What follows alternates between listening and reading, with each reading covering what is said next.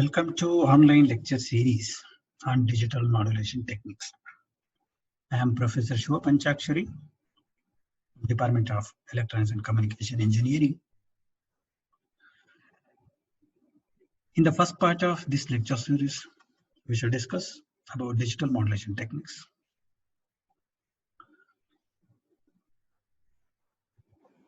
As we know that modulation plays a very vital role in communication. Basically, communication is transfer of information from one place to another place, separated by a long distance. Since the distance is very large in communication, the information signal should have sufficient amount of energy to reach the destination. So for that, we offer amplification at the transmitting point using voltage amplifiers and power amplifiers. Apart from this, the information signal containing the digital symbols should also match the requirements of the medium between the transmitting point and receiving point, called channel. Channels are basically band pass in nature. They occupy the spectrum somewhere in megahertz and gigahertz. But most of the digital information signals are baseband in nature. They occupy the spectrum somewhere very close to the origin, that means zero frequency. DC component is more in information signals. These frequencies do not fall in the spectrum of the communication channel. That's why they are not acceptable for transmission through these communication channels. So we need to do some transformation of these digital information signals so that they fall into the spectrum of the communication channel. The operation which can do this is called modulation. So modulation shifts the baseband spectrum of the information signal to the bandpass spectrum, which falls within the frequency band of the channel. In communication, there are two types of modulation, as we all know. One is analog modulation, in which the analog information is modulated using sinusoidal carrier signal. In digital modulation also we do the same thing. Use a sinusoidal carrier signal to shift the frequency band of the information signal. In digital modulation, only one thing that is different from analog modulation is the input is basically digital information, that is digital symbols. Most of the time it is binary, only two symbols, symbol 1, symbol 0. Apart from that, both analog modulation and digital modulation will do the same job.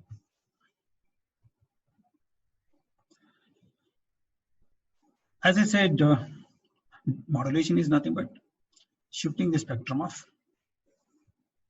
information baseband signal to bandpass signal using carrier signal. We use two types of carrier signals. One is a train of pulses, another one is sinusoidal signals. The train of pulses are basically used in baseband transmission. Sometimes we transfer the digital information. We transmit the digital information in baseband itself. In such cases, we use pulse train. So we use pulse train. That is this one. These pulse trains have baseband spectrum. Most of the communication channels do not accept this kind of waveforms. That is, if you use coaxial cables, optical fiber, a radio channel, or air, they are band pass in nature. So for the time, we use sinusoidal signals.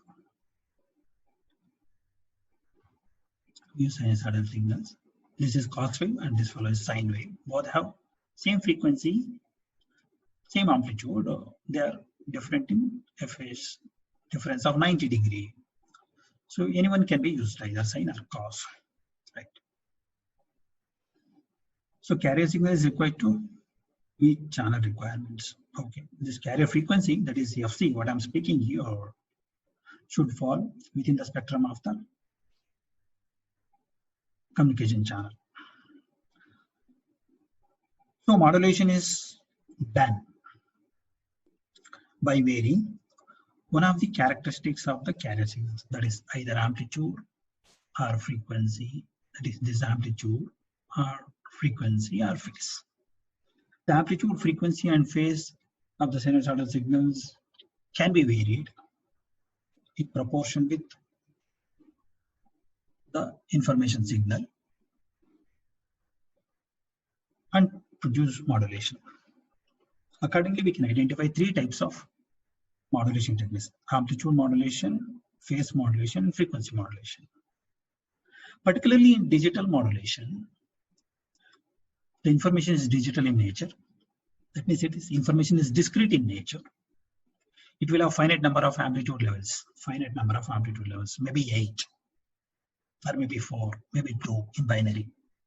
That time, we need to have only 2 different amplitudes for the carrier, or 4 different amplitudes, or 8 different amplitudes, depending upon the number of amplitudes. Let us call this number of discrete amplitude levels of the information signal as M. So the time we can call the entire communication system as M array system. M stands for the number of different amplitude levels.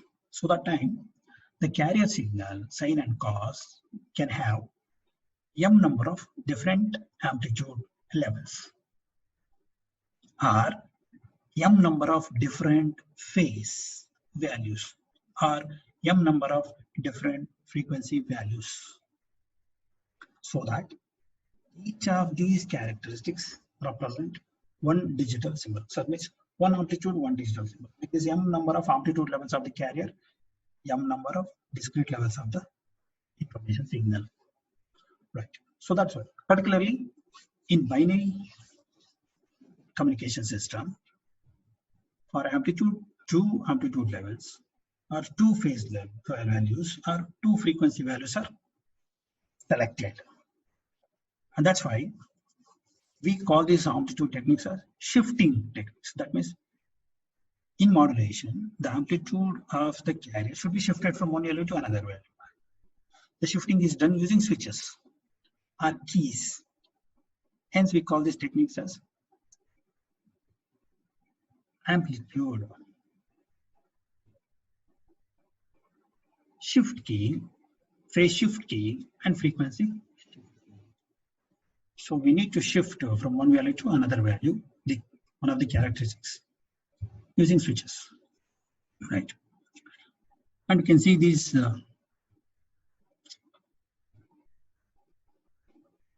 mathematical equations also, right? Look at this. In ASK, amplitude shift key is AI, where I stands for 1, 2, 3 up to M in M array system. If it is binary, it's only 1 and 2. The AI, that is amplitude of ASK system, changes according to your message symbols. Frequency is kept constant, phase also, right? So frequency and phases are not altered, only amplitude is varied. But in PSK, only phase, that is theta I have chosen only theta I, the phase values are varied, shifted. Whereas in frequency, the frequency is shifted, keeping the other values constant. So the carrier is having 3 characteristics, one of them will be shifted, keeping the other 2 constant.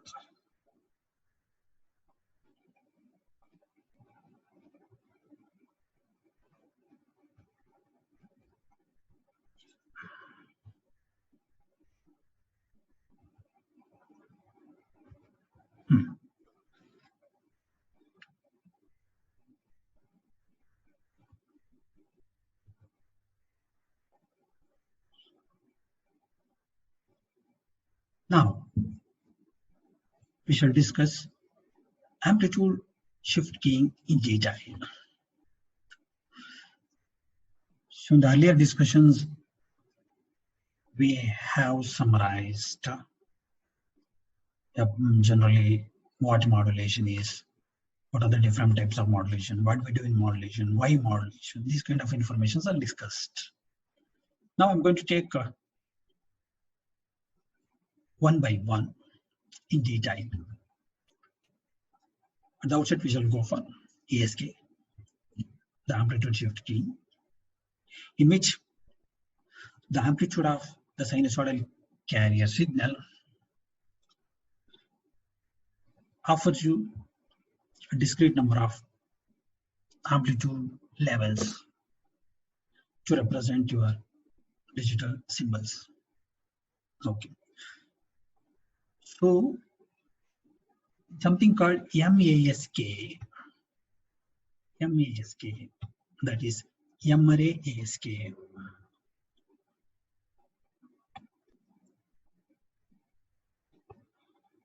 In M-array ASK, we assumed that the input digital signal has M discrete amplitude levels or M symbols. The input digital information source is capable of M number of digital symbols. All are equiprobable. And these M number of digital symbols are represented in M number of discrete amplitudes. Right. Change the name MASK. These amplitude levels are chosen according to some requirements of the channel. So just for discussion purpose, we should choose M equal to 4, that is quadri amplitude shift key. Right. Good. Based on this, I have given 4 names here: S1 of t, S2 of t, S3 of t, and S4 of t. All the 4 have different amplitudes, keeping same frequency, and theta I have assumed to be 0 degree.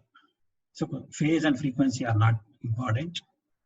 At the receiver, we do not look into frequency and phase values at all. We only check whether the received symbol is very close to A1 or A2 or A3 or A4. So here I have shown 4 waveforms of different amplitudes. All these 4 waveforms have same frequency. Only amplitudes are different. Here amplitude is A1, A2. And here A3 amplitude is chosen as 0. 0 is also one of the amplitudes. Why not? Okay. So that's why. So we prefer sometimes to choose 0 amplitude to represent one of the symbols. Right. So these 4. Suppose it is a binary. Okay. That time, binary, that time, I choose these 2 waveforms. So S2 may represent symbol 1, S3 may represent symbol 0. Even if it's not a rule, you can choose these 2 waveforms also. Right. But for many reasons, we choose these 2 waveforms to represent binary ASK, what we call BASK. That time, your symbol I will have only 2 values, 1 and 2. That's about binary ASK.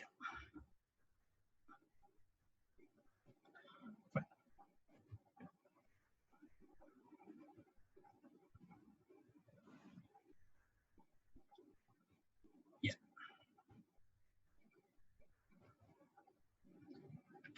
So, as I said, in binary ASK, we have 2 different symbols.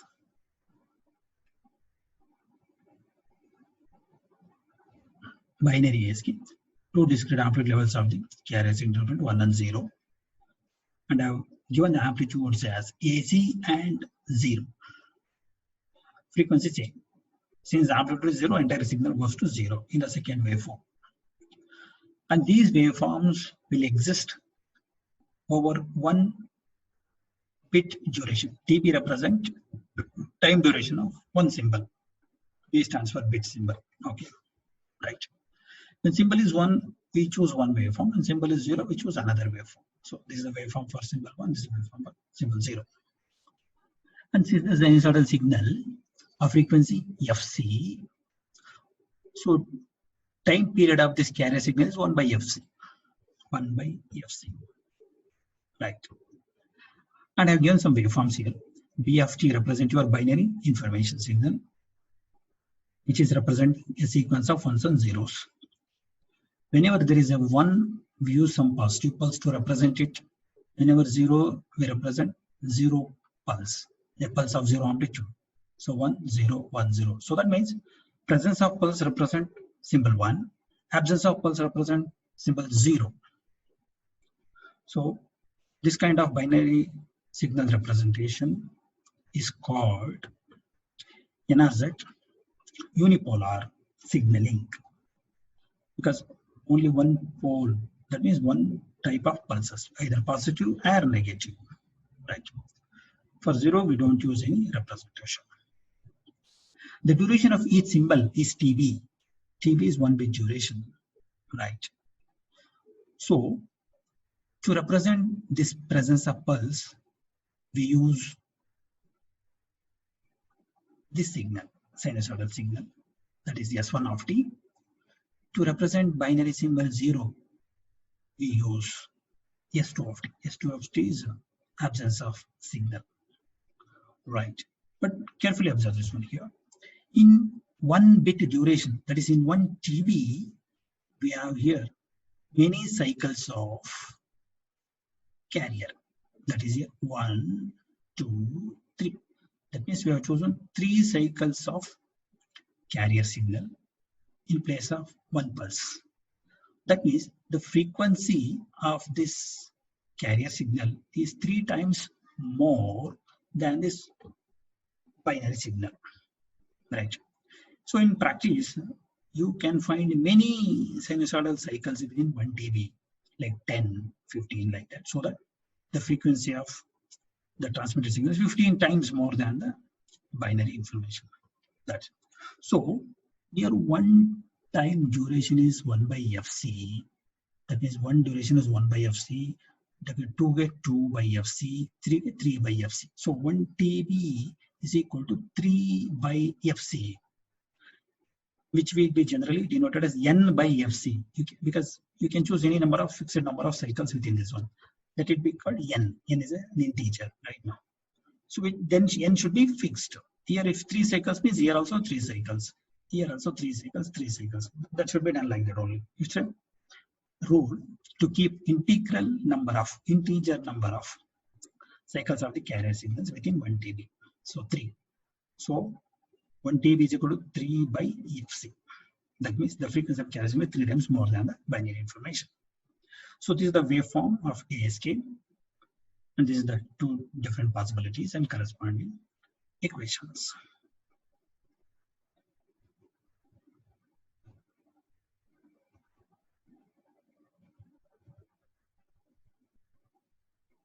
Right.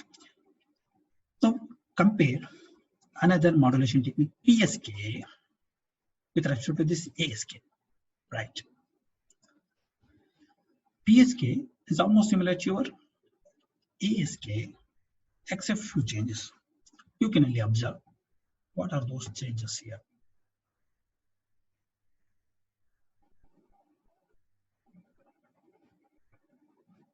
Yeah, binary PSK I've chosen.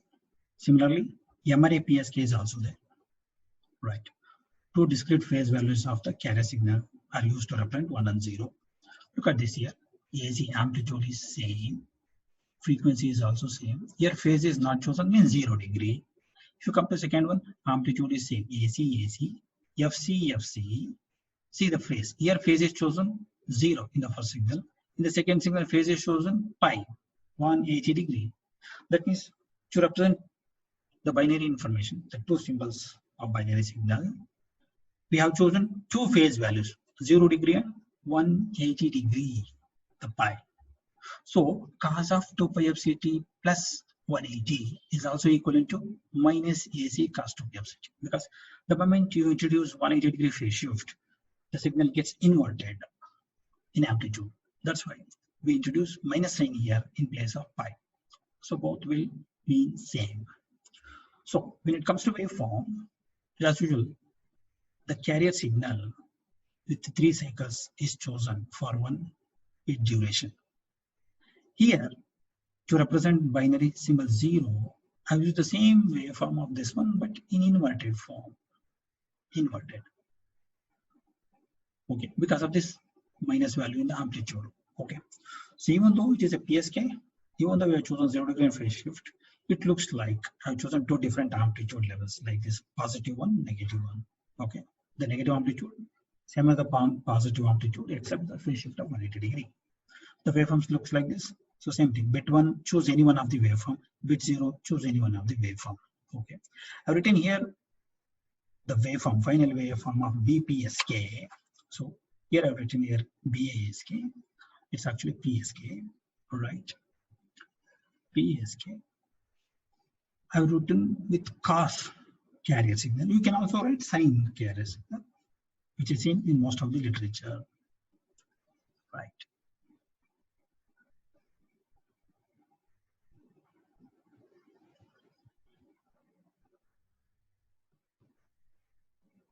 Yeah.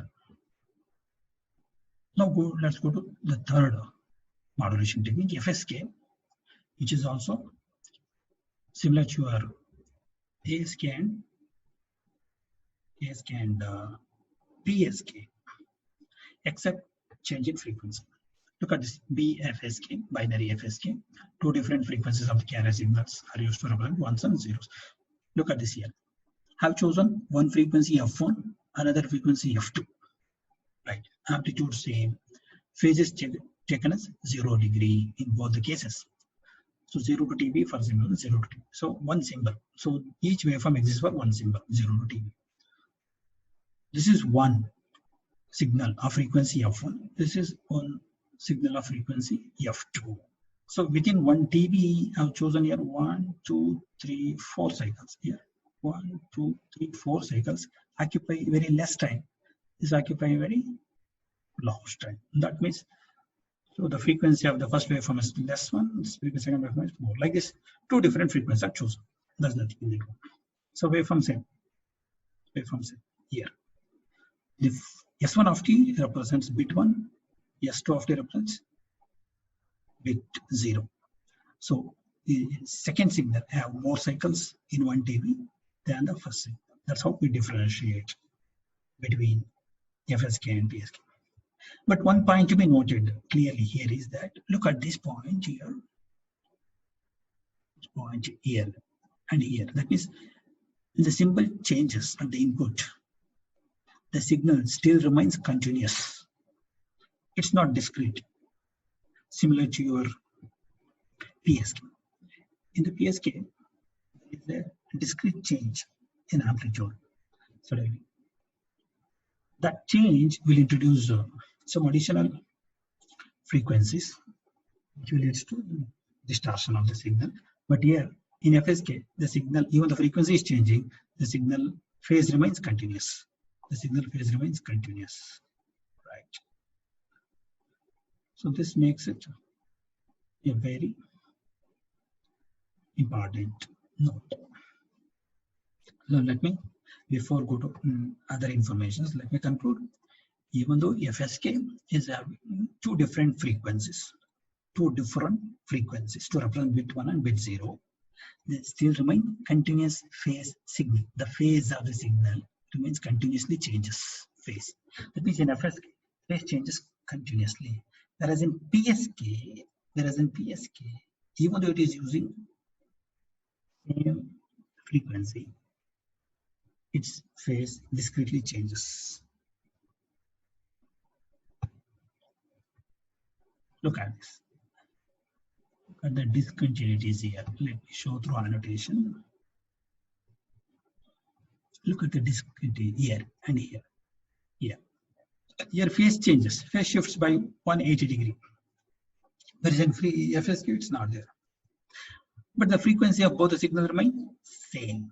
Hence, PSK is a linear modulation because the frequency remains same for both of them.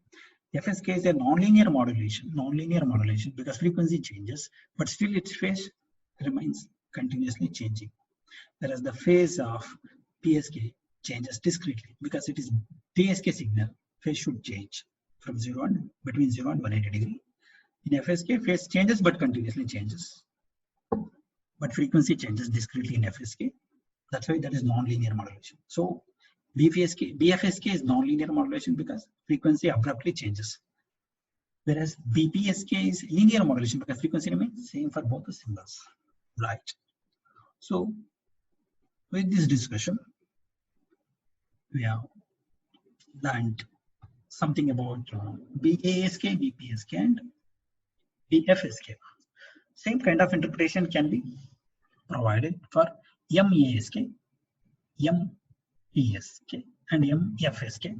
Only thing is M number of carrier signals. The different characteristics are chosen to represent M number of symbols. Okay. So accordingly, everything equation waveforms changes. Right.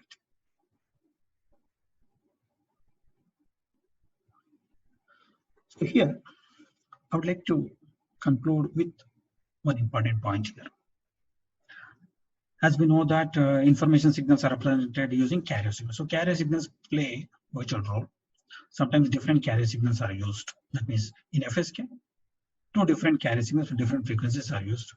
In PSK, 2 different carrier signals with different phases are used. Okay. So these carrier signals, when transmitted through communication channel, they should not interfere with each other. They should not trouble with each other. That's why these carrier signals are chosen so that they remain orthogonal to each other. Orthogonal property is clearly explained in this equation, right? That is here.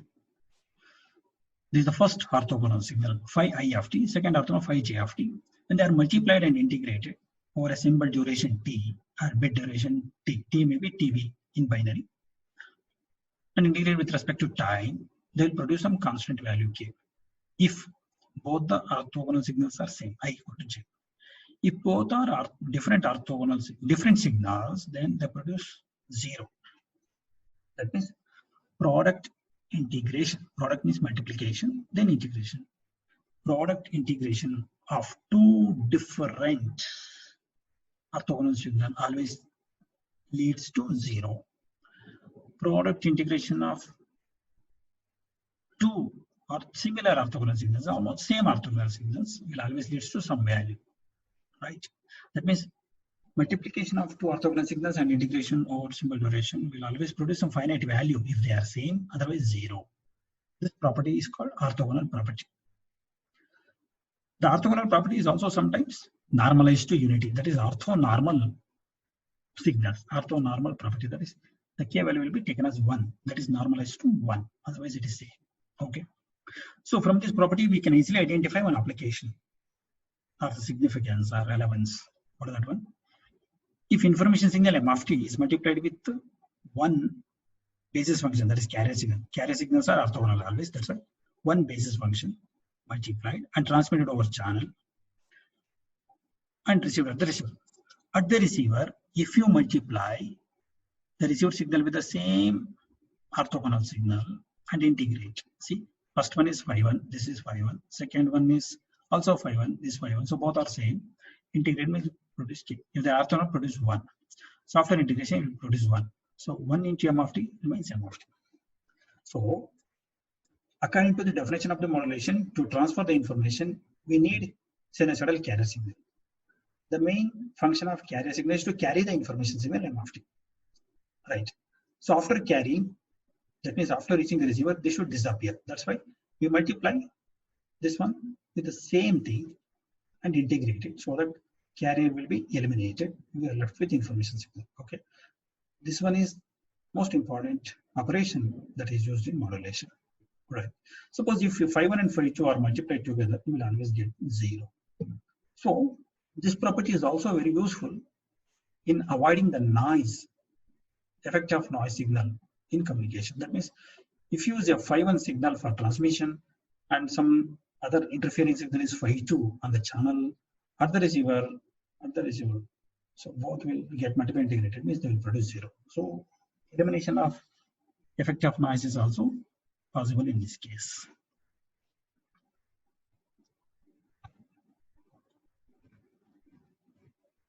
Right. So based on the previous discussion, I'm giving you here the application of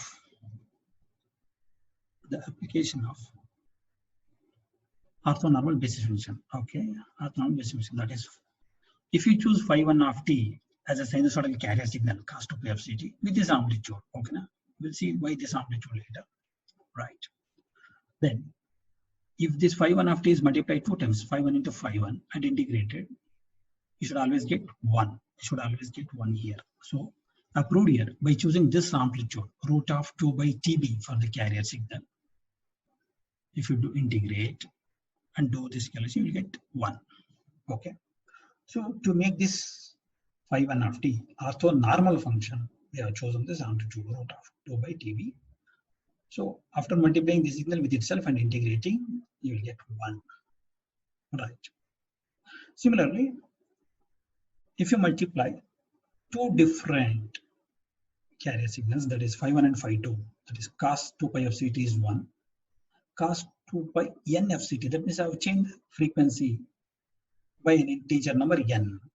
When you multiply these two and integrate, you will always get 0.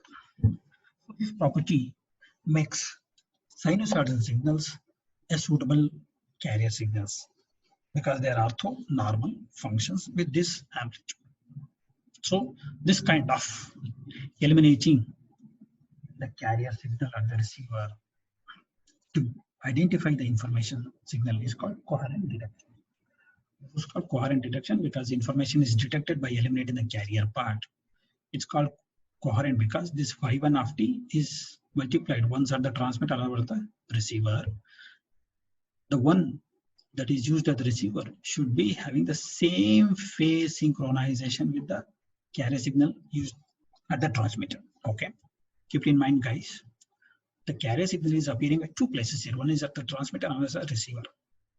At the receiver, we have to regenerate the carrier, which is exact replica of the carrier used at the transmitter to produce this result 1.